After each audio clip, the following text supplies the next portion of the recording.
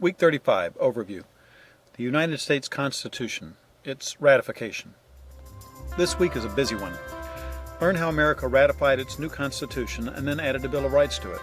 Then we'll study the precedent-setting presidency of George Washington.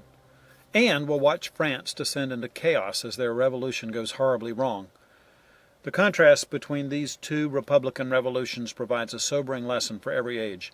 How can we explain the lasting success of America's revolution in light of France's descent into terror? Our first topic is the United States Constitution. It was ratified by the people, not the government of the states, which presented both an opportunity and a challenge. Many Americans were shocked when the new Constitution was unveiled. They were expecting the delegates to suggest a handful of amendments to the Articles of Confederation. What they got was a whole new government, a much stronger government. The Anti-Federalists opposed the Constitution. The Constitution, they cried, would enable the federal government to crush state legislatures, allow the Senate to control the president, or vice versa. The new government was not bound by the common law. There was no Bill of Rights. The Anti-Federalists predicted a new American tyranny. The Federalists, the people who supported the new Constitution, tried to answer these objections in debates in every state as the ratification process unfolded. James Madison, Alexander Hamilton, and John Jay wrote a series of 85 essays called the Federalist Papers, which provide fascinating insights into the original meaning of the Constitution. After 9 states ratified the Constitution, it went into effect. Virginia was the 10th state to ratify. Madison had promised his fellow delegates in Virginia that he would add a Bill of Rights if they ratified the Constitution. When Madison entered the first Congress, he kept his promise. He drafted 12 amendments to the Constitution, and Congress approved 10 of them. By 1791, the Constitution included the Bill of Rights. These 10 amendments cover many important topics. The First Amendment guarantees the fundamental freedoms that make self-government possible. These include freedom of religion, speech, the press, peaceful assembly, and petition. The Second Amendment prohibits the federal government from infringing the right to bear arms. The Third deals with military issues that helped spark the Revolution, when Britain forced unwilling colonists to house and feed their troops. The Fourth through Eighth Amendments compel the federal government to honor several important common law rights. It had taken centuries to get English kings to respect the Magna Carta. These amendments ensure that the new federal government would respect these and other historical limits on power. The Fourth Amendment, therefore, protects personal security. Under the English common law, a man's home was his castle. The king's agents could not enter his home without a warrant.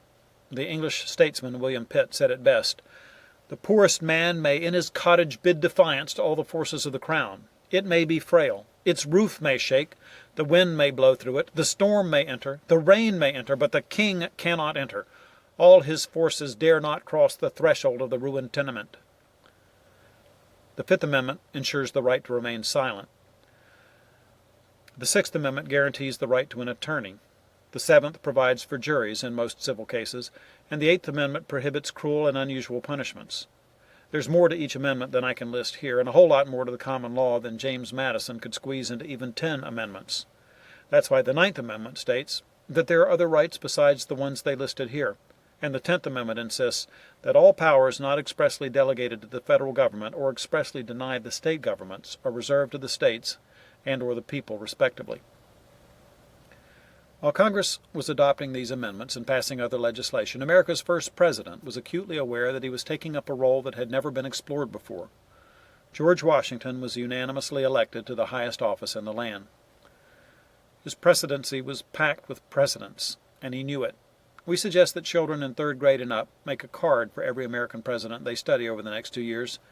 George Washington should be the first card in their deck. By the time we get done our tour of history, they'll have a lot of cards to choose from, but every one of them looks back, in one way or another, to the first president of all. Everything Washington did broke new ground. He had to decide how people should refer to him. They had called King George Your Highness. What would they say to President George? He preferred the unpretentious Mr. President. Martha Washington became the First Lady of her country. Washington humbly assembled the first cabinet, a group of advisors who could help him administer the government and give him advice. He decided to negotiate treaties with other countries directly and then submit them to the Senate for their approval instead of letting the Senate have a say in what the treaty said. These and other early decisions have been a part of America's system of government ever since. One precedent Washington didn't set was where to live. The Constitution included a provision to set aside a district to serve as the nation's capital, but that hadn't happened yet. Washington chose the site for the District of Columbia, however. It's less than 20 miles from his home, Mount Vernon. The United States government operated out of Philadelphia until a new city could be built. Washington's vice president, John Adams, was the first president to live in the White House. Washington's new government faced many challenges, perhaps none more divisive than the situation in France. The French Revolution began the year Washington took office, in 1789, and it lasted 10 years until 1799. As you remember, France had helped American revolutionaries, and the upstarts in France claimed to be fighting for liberty, equality, and fraternity, much as the American patriots had. Many Americans, therefore, felt strongly that America should aid the French revolutionary government. Washington, however, feared that the young nation would be further weakened by such a course of action, and bravely stood out against public opinion on this issue. In so doing, he strengthened the authority of the presidency and may have saved the Union. So, what really happened to France? It's a long, drawn-out story with many separate acts, descending steadily down to chaos. Money triggered it. For 175 years, the absolute monarchs of France had ruled without officially consulting with their people. That broke down in 1789. King Louis XVI had pumped a lot of money into the American Revolution, but he tried to do it without raising taxes. His creative financing didn't work, so he was forced to call together the Estates General, the French Parliament, for the first time since 1614 to discuss new ways of raising taxes.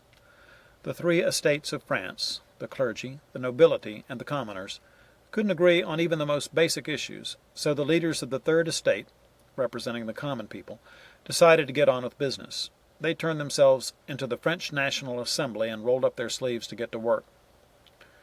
Louis tried to stop them, but they kept on meeting.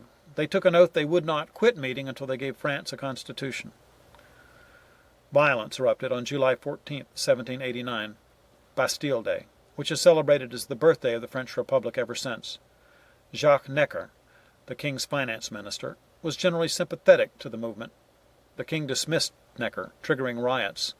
10,000 people rallied outside the royal palace at Versailles. On July 14th, Parisians attacked the medieval fortress called the Bastille and took it, freeing 7 prisoners and seizing tons of weapons and ammunition. The citizens erected barricades in the streets, bracing themselves for a royal counterattack, but Louis caved in. He restored Necker to his post, and he made other concessions to pacify the people. From that point forward, the National Assembly became the only real government in France. It published the Declaration of the Rights of Man and the Citizen in August, a statement of principles without any particular legal effect. It claimed that all law was an expression of the general will, without explaining how one determined what the general will was, or how an individual could protect himself from a general will gone wrong. The National Assembly expressed the general will by confiscating the land of the Catholic Church to pay France's debts. Though Louis XVI was still technically king, he could see disaster looming.